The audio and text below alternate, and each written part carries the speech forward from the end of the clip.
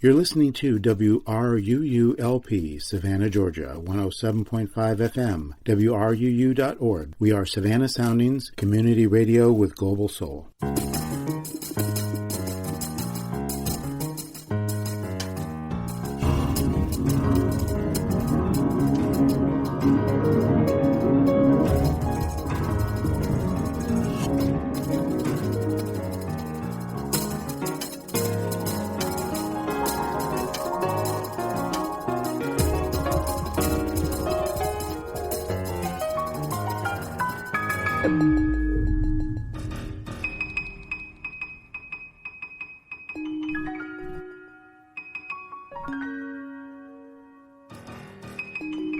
Welcome to Contemporary Classics, a show featuring concert music exclusively by 20th and 21st century composers.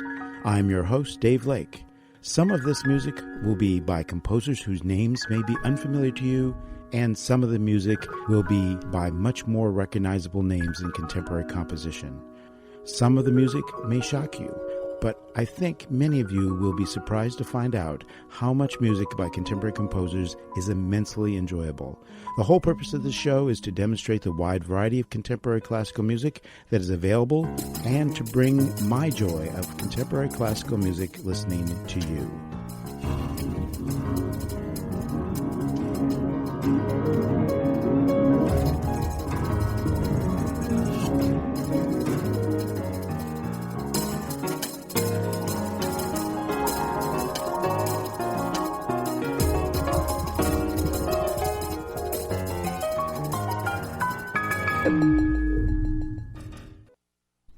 As always, our opening theme music is from the work Nocturne by Kirsten Volness.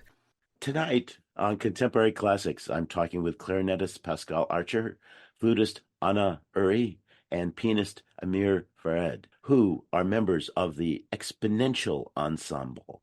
The Exponential Ensemble is releasing its debut album, Masters in Time, this coming Friday, March 1st, on American Modern Recordings. Welcome to Contemporary Classics, Pascal, Anna, and Amir. Hi. Hi, thank you. Hello. Thanks for having us.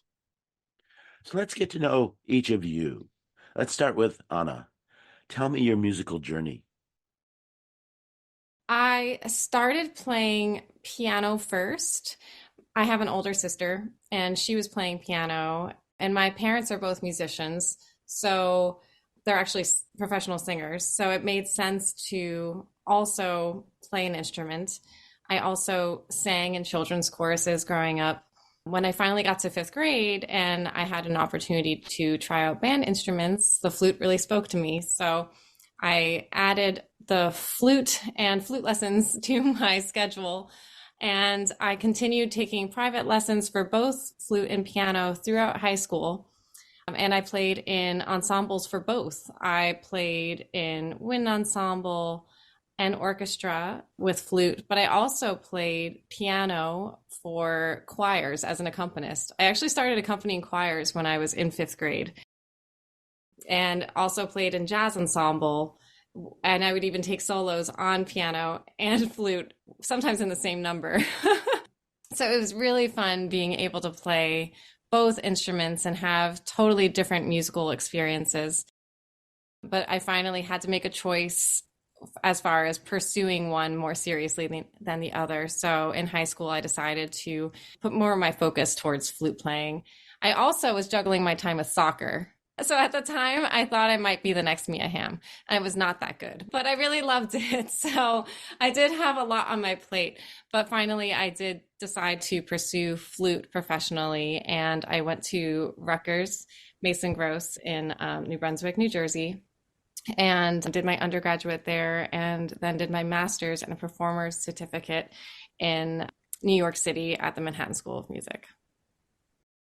Your transition from being a student into being a professional flutist. Tell me about that transition. You know, it's funny, like I think as a student, you take any opportunity to perform, and whether that be like a concert at a local church, or actually while I was still a student at Rutgers, I started performing in New York, because as you know, being from New Jersey, it's not that far away. So I started being a part of these smaller opera productions, making connections that way and building my network. And so I don't know if it was really a clear adjustment from being a student to a professional. I think it was kind of a more fluid transition because also while I was at the Manhattan School, I was also working outside, taking opportunities as I could. So, I mean, I think the amount of work that I was offered and also available to take has drastically increased since becoming a non-student. I don't know if it was such a clear change. I think it was a little bit more transitional. And again, I think it's so much about building that network with the people I met at school and also festivals. As that network increased, my work opportunities also increased. I actually strongly identify as a chamber musician. So any opportunities I have to be a part of a chamber program or even just in an orchestral setting, feel like it's a more involved chamber music experience, I jump on those. When you decided then flute was going to be your primary instrument, do you continue to play the piano? I do. I definitely don't play like a mirror, but I actually love just playing, sitting down whenever I have access to a beautiful piano, playing whatever repertoire I remember from my studies. I also love playing for my students. So that's actually one of my favorite things about having my piano background is that I can accompany my students and give them a more well-rounded experience when they're working on their repertoire. So I do play pretty regularly. So it sounds like you were involved in chamber music very early on, even in high school. I was, and I guess technically even in elementary school, I felt like a chamber musician when I would play piano for these choirs. Yeah, chamber music has always been a core part of my life, my musical life. So Amir, tell me your musical journey. Well, I was born into a family of not so many musicians. So I have one distant uncle, if you like, who's a professional musician and a distant cousin. But otherwise, my father was an actor back in pre-revolution Iran. And so the arts was very important in my household, in my family. And it's quite unusual for a Persian family to encourage their kids to become professional musicians, but that inspiration was always very strong in my upbringing. And so I started piano lessons age 6. And when I was about age 14 or 15, I started having lessons with the teacher who I still consider my main guru in my life, Ronald Farron Price, who was a student of Claudia Arrau, the legendary Chilean pianist. And then I finally decided to pursue music as a career. It wasn't quite clear at that point, but by the time I was at uni, I decided to do a music degree at the University of Melbourne in Australia. And then I went to a place called the Australian National Academy of Music, which at the time anyway, things have changed a bit, but it was a centre for soloists to learn their craft with the highest possible standards the country had to offer. We're talking about 20 years ago now. And then I went to the Royal College of Music in London. And at this point, I was enjoying a good solo career in Australia. And this was my first time sort of venturing overseas. And then in 2015, getting back to Mark Morris, who was mentioned earlier, I was to do a series of concerts with that company in Australia. And it was much easier for me to go to New York City for the rehearsals, rather than the entire dance company to go to Australia a bit earlier for the rehearsals. So my wife and I traveled together to New York for those rehearsals, and we just immediately fell in love with New York. And so we made the decision a year and a half later to move to New York and give that a shot. And it's been fantastic. And the Exponential Ensemble, we all met at the Hard Knot as well, didn't we? That's interesting. It just right now I realize that is like Mark Morris is our connecting point, it seems. Yes, he was my connecting point for New York in general and for the Exponential Ensemble, amongst other things. So we met and we performed in the Hard Knot Mark Morris production in 2019, and then COVID rocked the boat obviously for everyone. But I went back to Australia for those 2 full years before deciding to come back to New York.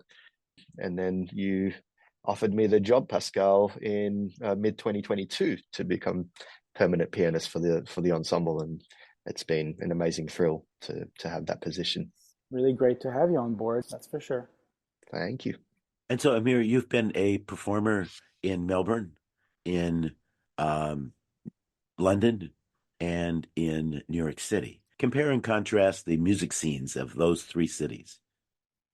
Yes, well, obviously, the Australian scene is what I've grown up with most of my life, so it's what I'm most familiar with. And it's always been very nurturing for me, that scene. And I have very close audience connections. So that's what's been special for me with the Melbourne scene. The London scene was admittedly daunting at first, moving to one of the biggest cities in the world, my first time really away from home, and at a very competitive atmosphere at the Royal College of Music. So it was a challenge for me, but it was so exciting to just be amongst it all and to be able to get on the tube and hear the London Philharmonic for £4, special student prices at the time. And just to become involved in the scene at the time, and still I pinch myself when I can say that. And then New York is just something else, as soon as we experience New York, it's got an energy just as a city and, let alone the music scene. But that's what we fell in love with immediately. We knew that the music scene would keep us on our toes. It would just encourage us to keep pushing ourselves, to keep looking for opportunities. We didn't quite feel that in the end in Melbourne, but New York has really given us that, and it's just such an exciting scene. And it sounds like, Amir, that when you were in Melbourne, you had already started to develop an audience. You started to develop your career there before moving to London. Yes. So I was already getting concerto gigs with the major symphony orchestras around the country, and I had a reputation as a soloist and a chamber musician. I formed the Benno Trio, spelled Benaud. People in the States will not know that name, but he was one of the greatest cricketers that Australia ever produced. And we're all cricket fans. So we named ourselves after Richie Benaud. And we're still a group, and we still have our influences and our audience. And it's always nice to go back to that when I can. So it sounds like you regularly travel back and forth between New York City and Melbourne. COVID sort of broke the pattern, but I try and go back as much as I can, at least once, one good chunk per year, if not more. And Pascal, tell me your musical journey. Well, I'm originally from a town outside Montreal, about an hour, called Sorel. And I'm the only musician in my family. I fell in love with music at the age of 9 when a flutist came to my 3rd grade class. Before that, I had no exposure to live performing, but I just clearly remember that day in my life.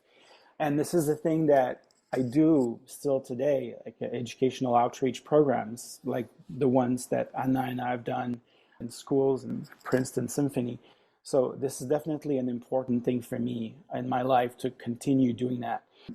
So I did my early training in Montreal conservatory system, and I moved to the US for graduate studies. I went to Indiana University. Then I got into the New World Symphony, which was a 4-year program down in Florida.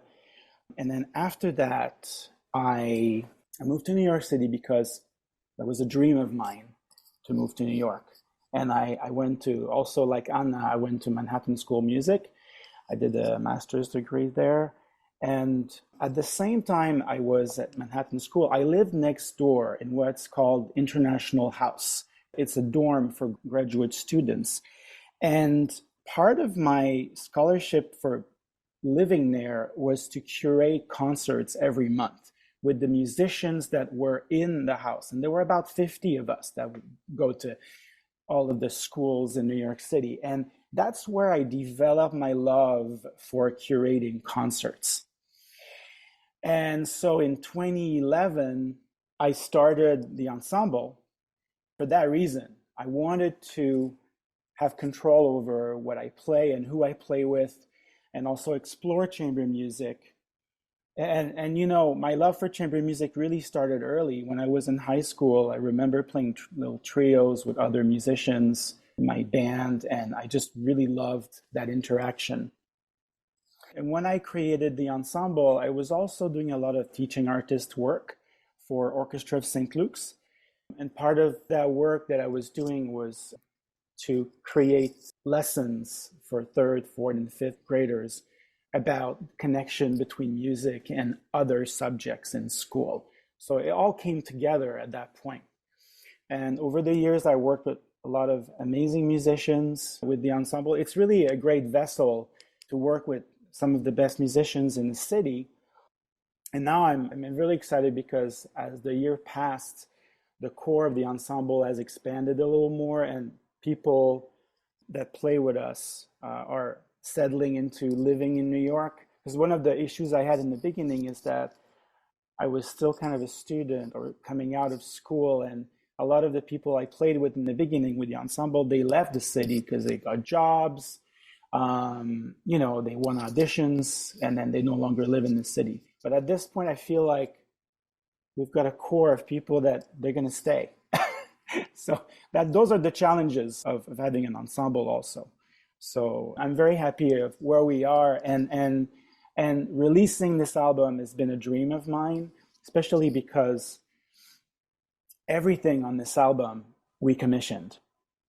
We're not playing any music that has already been recorded. It's all premiere recordings. So I'm very proud of that.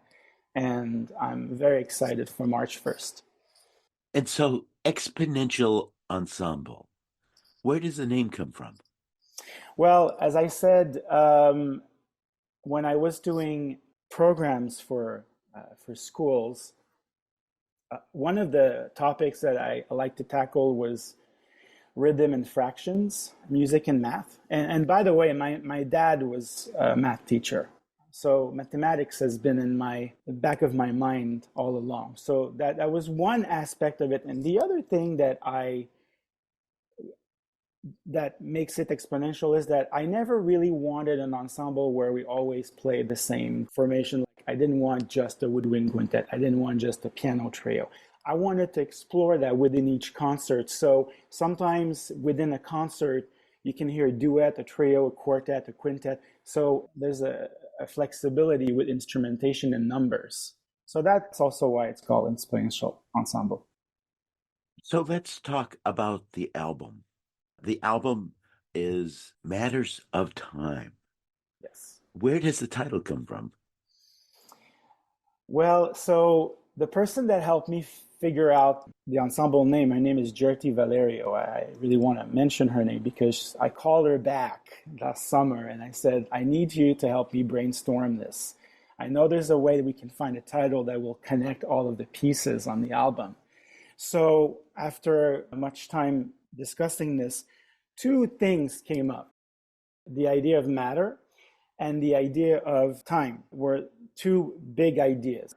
So for example, the first piece on the album, Crown of the Sun by Amy Brandon, is about the sun. And the sun is what enables us to define how long every day lasts. You know, our concept of time on Earth is defined by that. In Relative Theory by Robert Patterson, which is inspired by 4 scientists, the idea of time is very important there. In the Theory of Relativity by Einstein, time is everything. So that was one other idea with time. And then the other two pieces on the album, Dark Matter by Gilad Cohen, is about dark matter, but it's a metaphor. Because when Gilad wrote the piece, we were going through the pandemic, and he was also going through a lot in his own personal life. The word matter here is not just about material, it's about also worries. And lastly, The Bright Exuberant Silence by Jared Miller is about climate change, which is a matter of our time. So finally, when Gertie and I finished our conversation, we realized, well, matters of time. Here we go. Let's begin with Amy Brandon's Crown of the Sun. And this is centered on Anna's performance. Amy Brandon is fascinated with multiphonics on the woodwind instruments. And in this case, since flute is at the center of it, you'll hear a lot of different flute techniques that are being used. There's a clarinet and oboe. And so we all play multiphonics. In fact, the oboe almost exclusively plays multiphonics.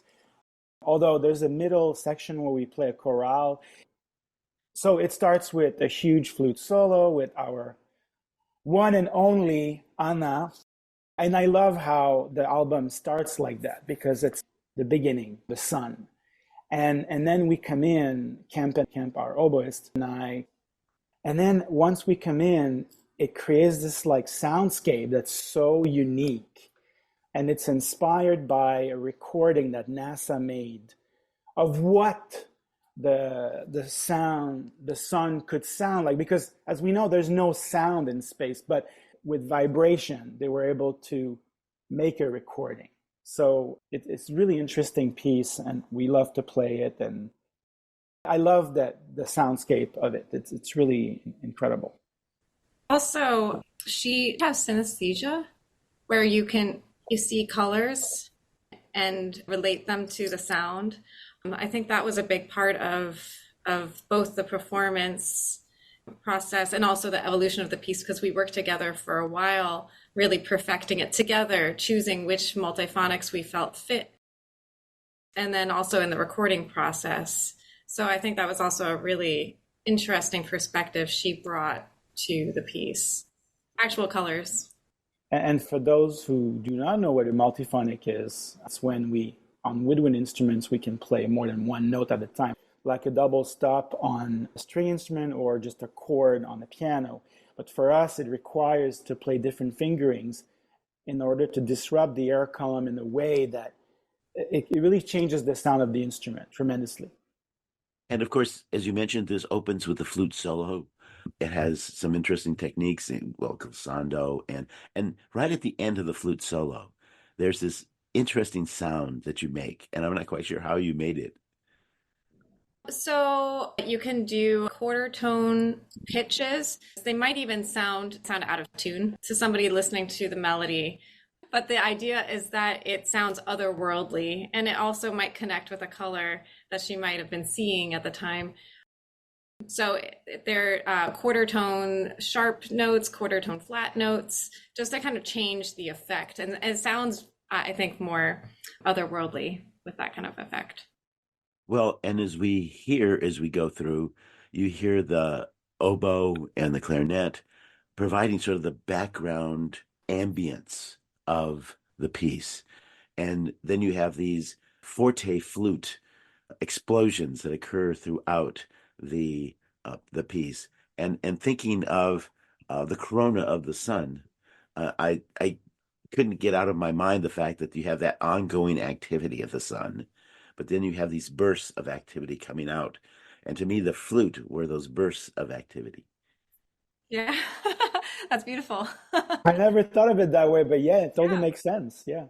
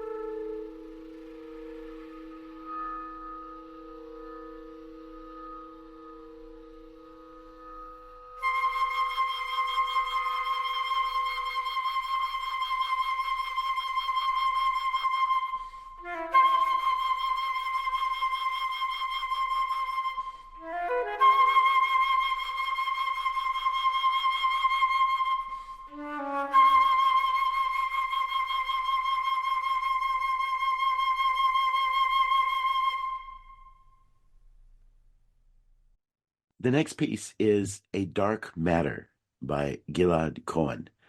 And this is it's in four movements. The first movement is pensive, and it begins with sort of like woodwinds polyrhythmic and polyphonics. So you have this sort of multiple bubbling of the woodwinds on top of one another. And then the piano starts out the ostinato with a clarinet melody on top. And in all these works, the piano is so critical in terms of the work in developing that bass line. Often it's the first that produces the ostinato that may shift to some other instruments, but the rhythmic drive, the groove of just about every of these pieces is dependent on the piano. Yes, and Gilad himself is a pianist, so I really feel that influence when I play his music. This piece and other works of his that I've come across. And yes, so there is always that responsibility as the only quote unquote percussion instrument of the group to have that solidity and that grounding. And I kind of enjoy that role as the pianist of the group. And especially with a composer who writes so well for it, such as Gilad and Robert Patterson and Jared Miller. All the works that contain piano are so beautifully written for the piano. And there's something about playing with primarily wind instruments on this album, but also strings. And I just love the way the piano can potentially blend with wind instrument players. And I think this album, for me anyway, was truly special because of that, and getting to play with such amazing players, such as Pascal, Kemp, and Anna, as well as the others for the big Jared Miller piece. But yeah, that role as the pianist is very special for me because of that. Well, one of the things I love about this particular piece, Pensive, of Dark Matter, is the fact that the piano sets up the groove, and then the groove shifts to the woodwinds, and the piano is doing another accompaniment, and then it shifts back to the piano in terms of establishing the groove. And that shifting back and forth of the instrumentation is just so interesting. And this is not unique because we see it pop up in other pieces too. Is this something that is characteristic of exponential ensemble, where you constantly are shifting the groove back and forth? We love grooving, of course. But I find that in Gilad's music, it's really specific to his style. We asked him to write us a piece because we've played and enjoyed some of his other music, and there's always that element. Because he was also inspired by pop music. So his style is on the spectrum, it's pretty wide. And I love that about Gilad's music. But yes, I mean, I always like to play music that has a drive, for sure. And it's true that a lot of what we play on this album has that kind of drive.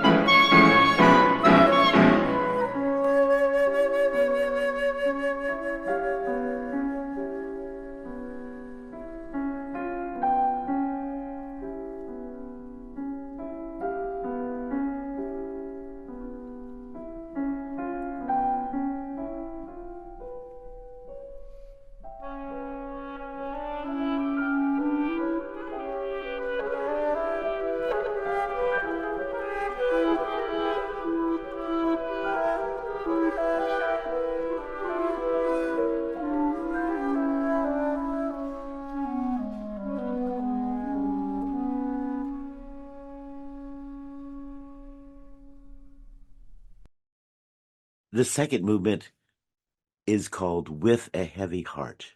And this is quite similar to Pensive. It's sort of an outgrowth of Pensive, to me at least. And it's very similar opening to the first movement. We have the flute solo. We have the other woodwinds joining in with the piano. And again, the piano has this repetitive rhythmic figure. With the woodwinds, I put it as sighing throughout the piece, sort of like with a heavy heart. And maybe I was influenced too much by the title, but it's sort of like, as we go through it. We have some very interesting uses of the piano and woodwinds again rhythmically. We have these sort of like these three attacks with decrescendos in the woodwinds and the piano. And then at the very end, we have then these sort of quieter like attacks and then decrescendos, attacks and decrescendos, and a lot of breath sounds, particularly at the end of the piece. Yes, a lot of effects in Gillespie, a lot of glissandos, and he writes really well for the woodwinds, I find. And also, we spent a lot of time working together on this piece, just adjusting certain things. And also, he uses quarter tone intonation, just like in Amy's piece. So again, creating a very specific soundscape. I felt like those kinds of uses of the woodwind vocabulary, the sound effects that we can do, really created this feeling of authenticity and kind of like creates this visceral connection with the music. I mean, obviously, with a heavy heart, it's a very strong title for the movement, but I also just feel like without that title, you would still feel this connection, emotional connection. And he encouraged us to take risks throughout the whole piece. He encouraged us to play more, give it more, be more raw. We weren't trying to play beautifully, but sometimes the effect was intended to give more. And so I think that's what makes this piece so special, because we literally are emotional. We're trying to give as much as we can to have a wide range of emotions within the performance of the piece.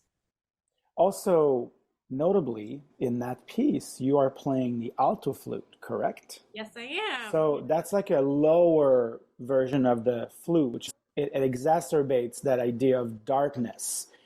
You don't really hear a lot of high flute. It's like all in the lower range. And I love alto flute. I think it's such a gorgeous instrument. Yeah, it kind of has a haunting quality to it. And it's warm. Sometimes the C flute, the regular flute that we know well, can sound a little bit more piercing. And I don't think there are any moments that feel particularly piercing from the flute in this piece. No.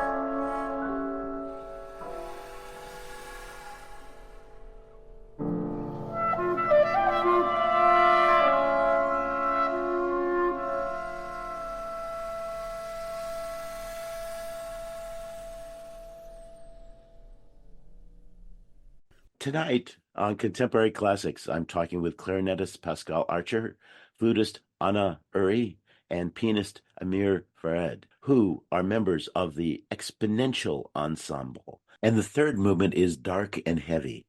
And this is probably the most piano-centric of the movements because, again, the piano is just so critical. It has an opening somewhat similar to the first two movements, but then it gets into this piano rhythmic bass with the woodwinds playing together, sort of opposite that rhythmic groove, and with a slow crescendo. And then at the end of that, it switches with the piano developing a new rhythmic passage and the woodwinds taking over the rhythmic characteristics that the piano started with. After you have the switch of the rhythmic bass, you then have these very powerful piano arpeggios, which sort of develop into an ostinato with the woodwinds together with this big crescendo. And again, the piano is sort of very prominent throughout this entire piece. And it ends with a piano ostinato with varying rhythmic and melodic passages at the same time in the woodwinds. And this piece has a descending clarinet line with piano chords at the very end, but it goes directly attacca into the last movement. Yes, it does. Those two movements are connected. And that's actually one of my favorite parts going into that, because we spend so much time in darkness and then somehow it just comes out of nowhere. If you've never heard the piece, you think, oh, maybe we're going to go again into this dark texture, but no, now it just opens up. It's in a way like there's a lack of balance because there are three movements that are very dark, and then the last one is, but it kind of, it works. It makes sense to have that at that point, and it's really special when we get to that place. And again with that third movement, especially I think this is where Gilad really lets go in terms of his piano writing. He truly turns the piano into a full orchestra.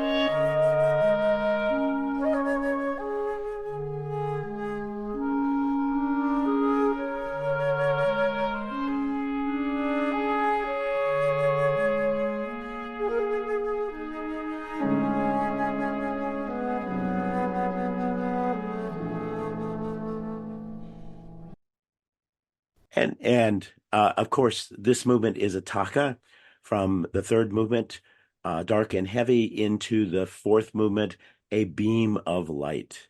And as it moves into the fourth movement, the clarinet and piano are joined by the alto flute, and then by the oboe with a large crescendo and decrescendo. And then it ends really interestingly with a piano rhythm that's joined by the oboe and the other woodwinds, each with their sort of own little short repeated melodies.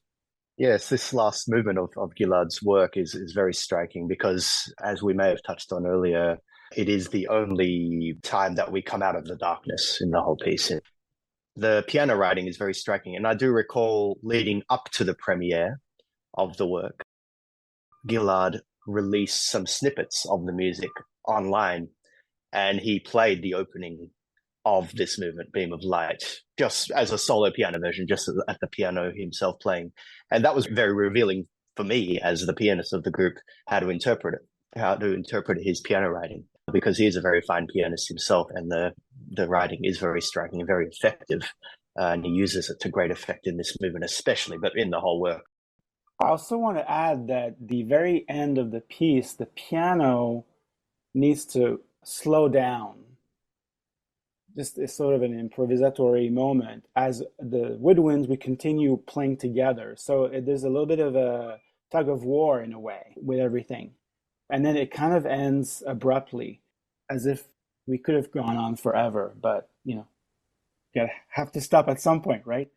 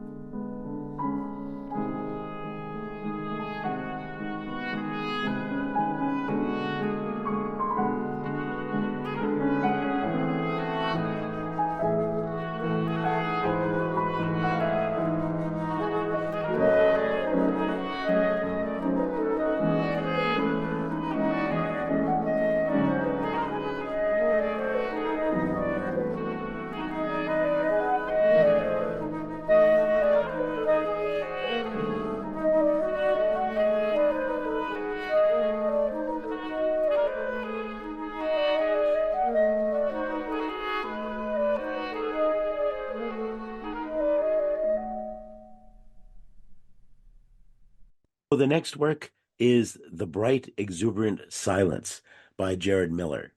And this has a very interesting origin. Pascal, would you like to talk about that? Yes, it does. Jared Miller was living in New York City during the pandemic, and he found himself at Times Square one day when usually there would be a lot of tourists and activity, but there's nobody. Everything was shut down, and all he had to look at was those bright neons. And there was even vegetation growing that usually people would be taking care of, cleaning up, but things were just starting to grow again. And that's also something that all of us have experienced during the pandemic. We started noticing that nature was getting better in a way. We were traveling less, there was less fumes everywhere, and we were not really tending to gardens as much, or things were just grew on their own. So that is what inspired him to write The Bright Exuberant Silence. And the first movement is bright electric. And again, as in all these pieces, everybody seems to write very well for the piano, Amir, because the piano is so central to the rhythmic foundation of every one of these pieces. Yes, and Jared Miller is another fine pianist composer in his own right. The benefit of that, I guess, is that it's very well written for the piano. It fits under the hands nicely, but also that encourages the composers to push the limits of what the instrument can do. And all these composers do that so effectively, Jared Miller included.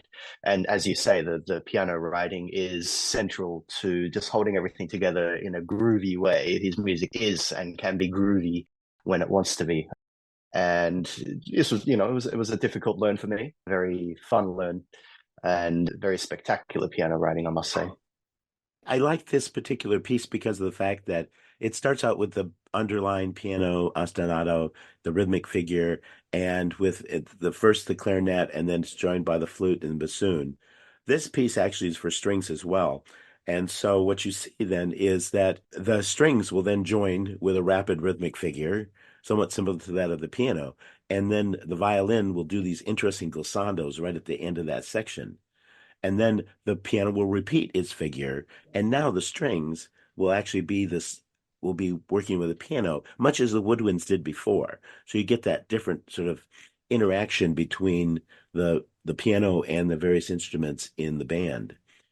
And this also has some very interesting polyrhythmic, polytonal sections, and then alternating with these very strong chords on the piano and the other instruments. And then it ends with this sort of sustained tone on the strings, which I think is like Bode sul Ponticello, because it has that sort of eerie feel, the eerie sound to it. And again, with a piano rhythmic figure. And then what you see here at the very end of the strings with this very pianissimo tremolo. Yes, I think you describe it very well, as the piano writing is really the backbone of the piece.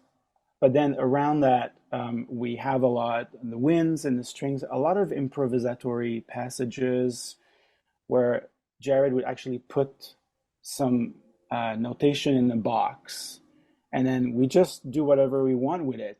And that's great because every time you hear the piece, it'll sound a little bit different. He also had the winds do these different fingering positions for microtones or quarter tones. So it sounds like the same note, but slightly different. And that gives this kind of more, I guess, unsettled feeling when we're alternating quickly between those two notes. And especially when it's improvisatory, the rhythm was kind of just scattered around, just like, actually, I think he was inspired by insects for that moment. So he wanted the flute, clarinet, and bassoon to sound like insects flying around. Well, it's interesting, too, because of the quarter tones that you're doing on the wind instruments, and then the sul Ponticello bowing on the strings all give that sort of eerie effect that things are just not right. Exactly. Yes. And again, I like what Anna said about the insects, because that's another aspect of it that connects with nature.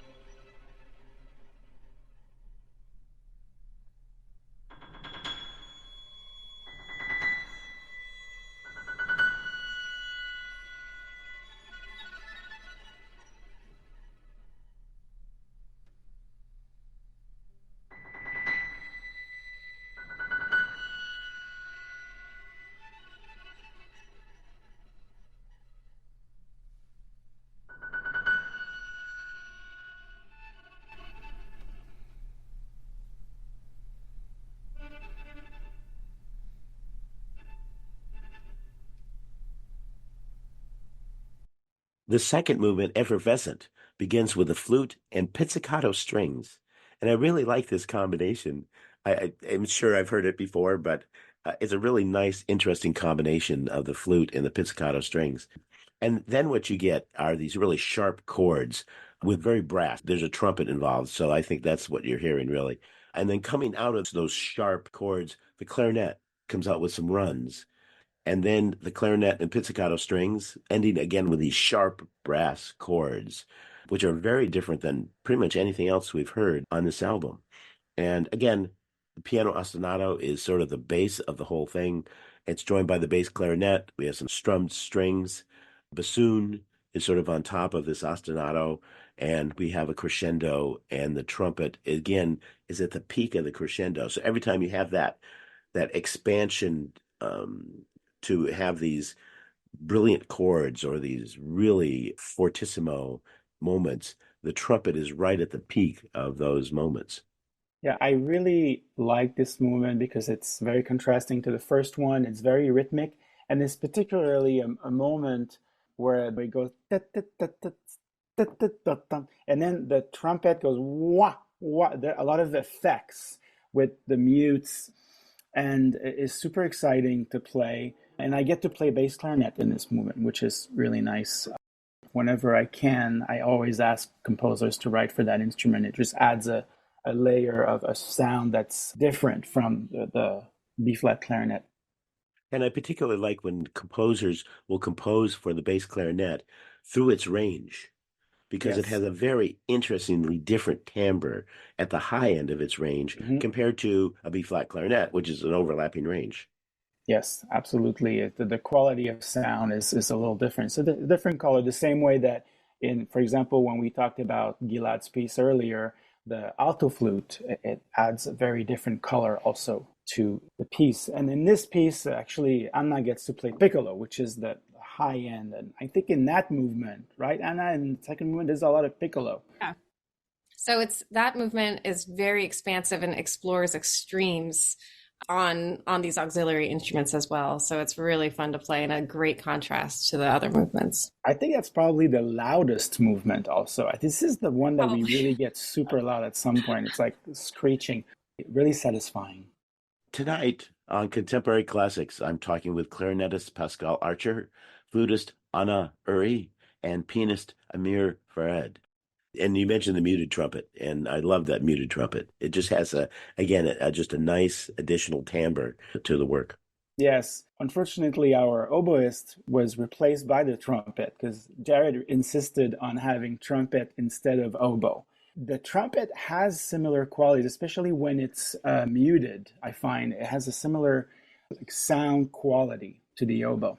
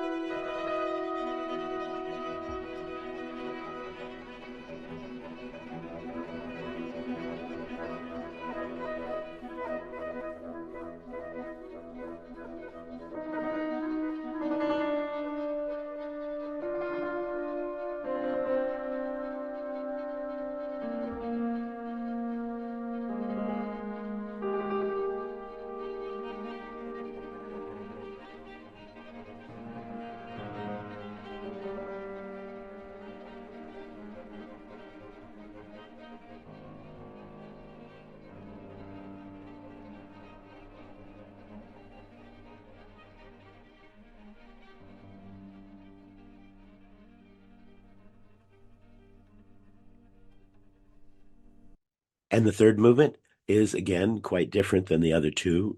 This is called in slow motion. And this has the bassoon, low strings, and the piano opening. And then you have this slow crescendo with the other instruments joining with the same melodic and rhythmic patterns, but with some interesting dissonance in it.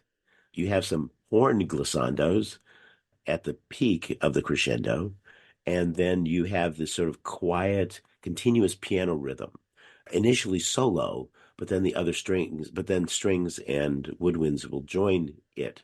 The piano solo with the strings joining in these sort of slow downward glissandos, which produce a very interesting effect. Then you have a burst of activity right at the end with the piano doing these repetitive rhythms followed by the woodwinds, horns, and strings. And then it ends with a glissando in strings and then a final quiet piano flourish. Amir, this is like a huge solo for you, correct? Yeah, and it's not necessarily a solo that's prominent to the ears, but like the rest of the piece, it is the backbone. It's always there. There are moments where it's just piano, but not in a melodic way. It's just It's very creating rhythmic. atmosphere most of the time. It's very rhythmic. But it's the opening of this movement in slow motion that I find the most striking. The color of the piano, strings, and bassoon. Almost directionless. There is direction, but it's always hesitant, and the ear doesn't know how to follow it. At least this is how I think of it. And it's something very hopeless. It's a very hopeless color, almost like giving up, I guess. I think it's very effective. Yeah, for me, I have the image of the phoenix rising from its ashes because it starts very slow with this, and then it develops slowly into something much bigger. And there's this also again the eerie feeling comes back with the strings doing a lot of tremolos around that melody. It's really gorgeous. I really love the beginning of this movement, particularly for that reason.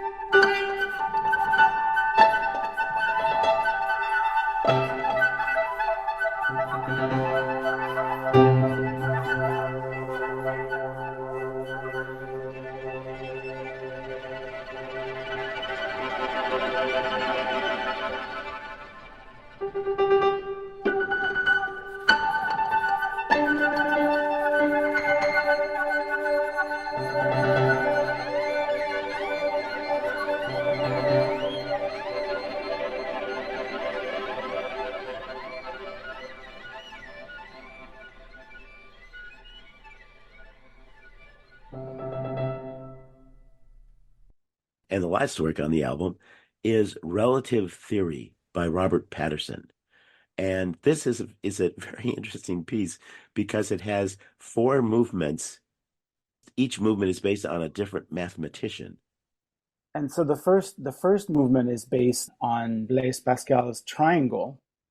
And so rhythmically, Robert Patterson looked at the theory itself and saw numbers, and then he used those numbers as a way to write the sequence of the rhythmic pattern of the whole movement. And Robert Patterson is a percussionist, and so rhythm is a huge thing for him. Well, I find it really interesting because of the triangle idea, because Yes. everything seems to be in threes. The beat is in three, and you have three woodwinds along with a piano. And the first cycle starts off with the piano again being the rhythmic bass, but then one of the woodwinds will be soloing and the other two woodwinds are with the piano. Let's say with the flute first. And then you switch to the oboe, and the flute and the clarinet are with the piano. And then you switch to the clarinet, and the oboe and the flute are with the piano. It's just really interesting how he sort of keeps things in threes.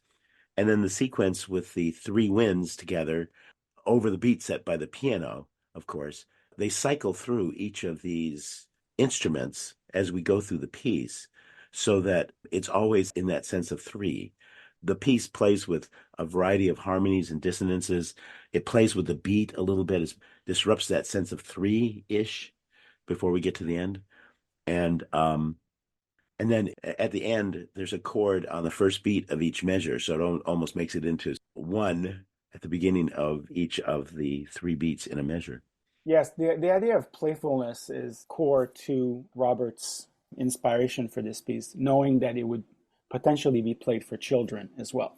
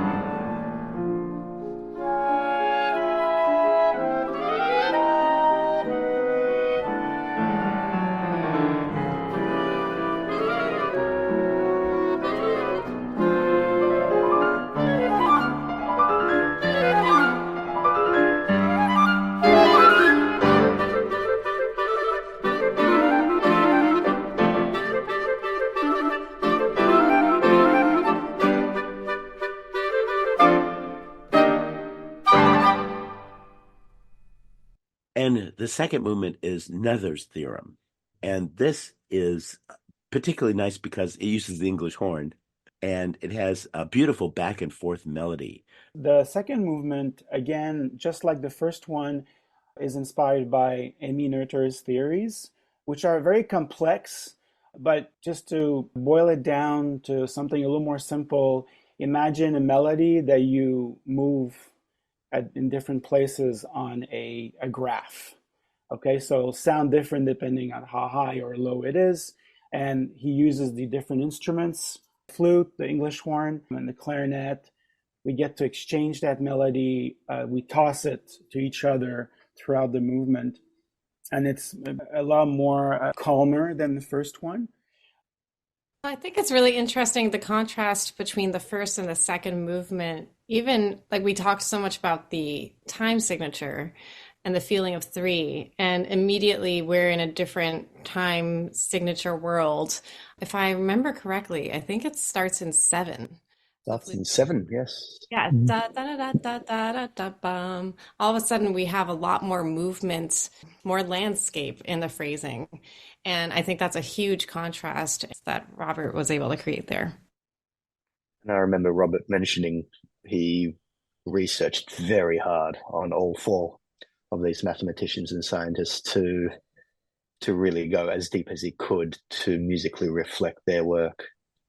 I also loved how this movement ended. It feels like they're suspended chords because each one is very gentle and they seem timeless. So we are creating these chords and changing where we are in the voicings of the chords. So that was a big project just to find the perfect balance. And it really feels like we just kind of float away at the end. It's really stunningly beautiful. Really great writing.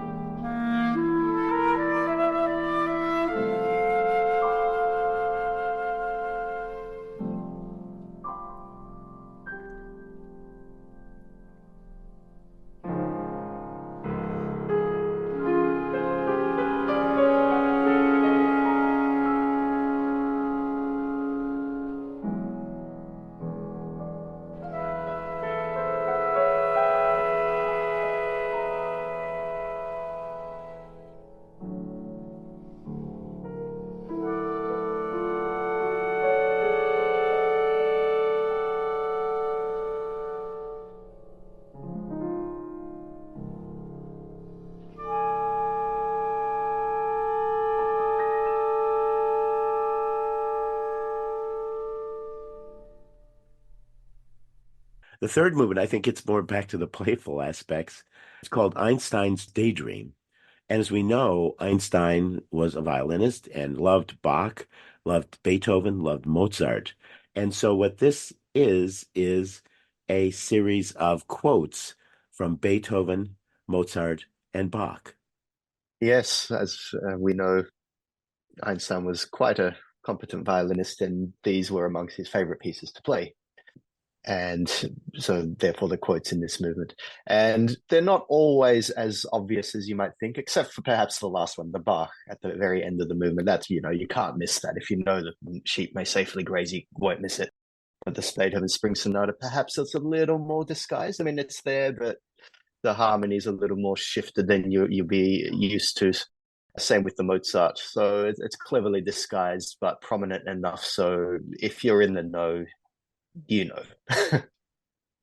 I really like how Robert has the three woodwinds pass the melody.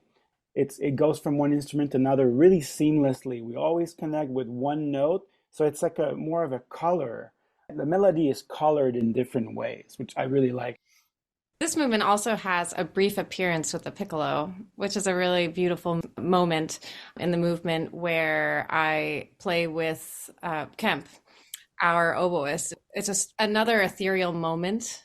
It's really magical.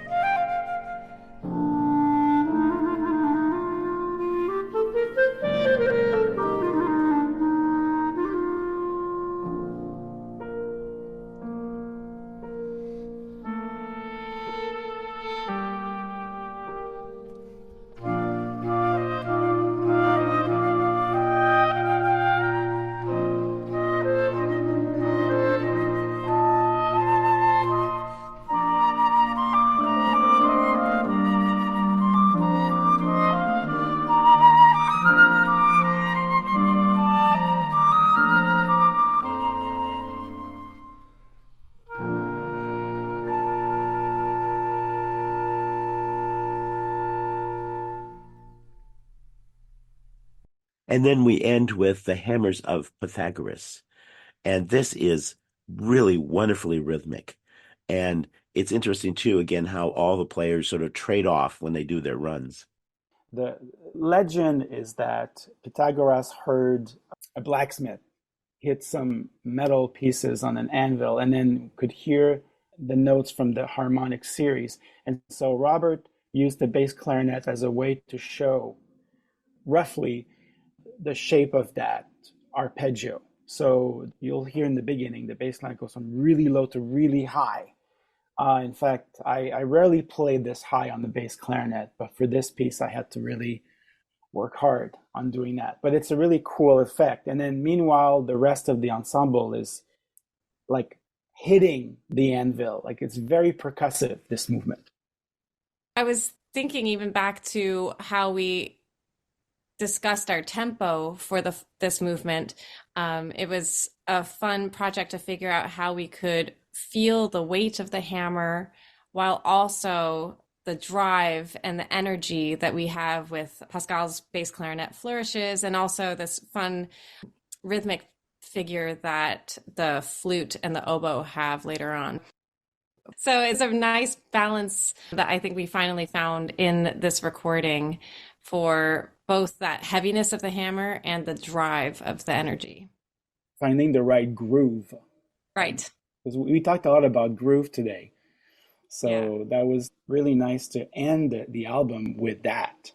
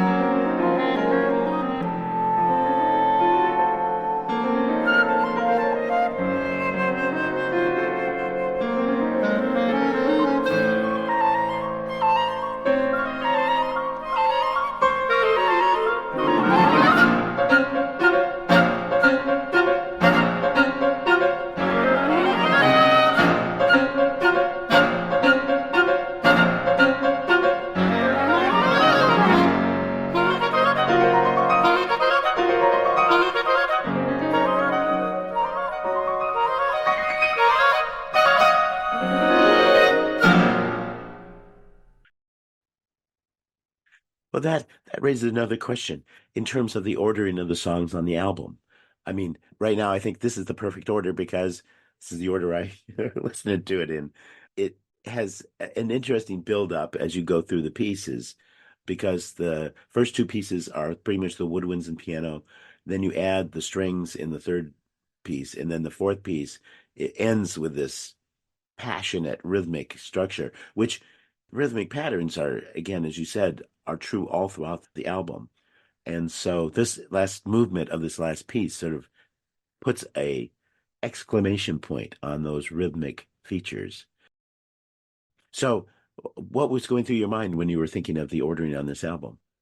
Well, you're describing very well the thought process here. It was, I think for me, like having the sun being the beginning of everything. Because, there could not be life on Earth without the sun. And then the fact that Amy's piece starts with just one sound, that to me was a great place to start. And then the whole idea of exponential ensemble, of growing numbers, was also part of that. The first three pieces on the album really end softly, generally. So I didn't want the end of the album to be soft. And so that left Robert's piece to be last with that exclamation point that you described. So to me, it was more about some kind of arc musically. So having Amy's piece first, then Gilad's piece, and then Jared, which is a lot bigger sound-wise, and then finish with the exclamation point of Robert's piece. Is there anything about this album we should have talked about that I didn't bring up? Well, I would really love to thank all our composers, Amy, Gilad, Jared, and Robert. I would like to mention that a lot of these projects would have not been possible without the support from the New York State Council on the Arts, Chamber Music America, and the Composers Guild of New Jersey. So those are really important. And also to everybody that over the years has been supporting us. We cannot thank you enough. And also to our wonderful musicians who really worked hard to make this possible. And Adam Abeshouse, our recording engineer and producer. So tonight on Contemporary Classics, I've been talking with clarinetist Pascal Archer, flutist Anna Uri, and pianist Amir Farid, who are members of the Exponential Ensemble. The Exponential Ensemble is releasing its debut album, Matters of Time, this coming Friday, March 1st, on American Modern Recordings. And I want to thank you, Pascal, Anna, and Amir, so very much for being on the show tonight. Thank you so much for having us. Thank you. It's been a great pleasure. Thank you.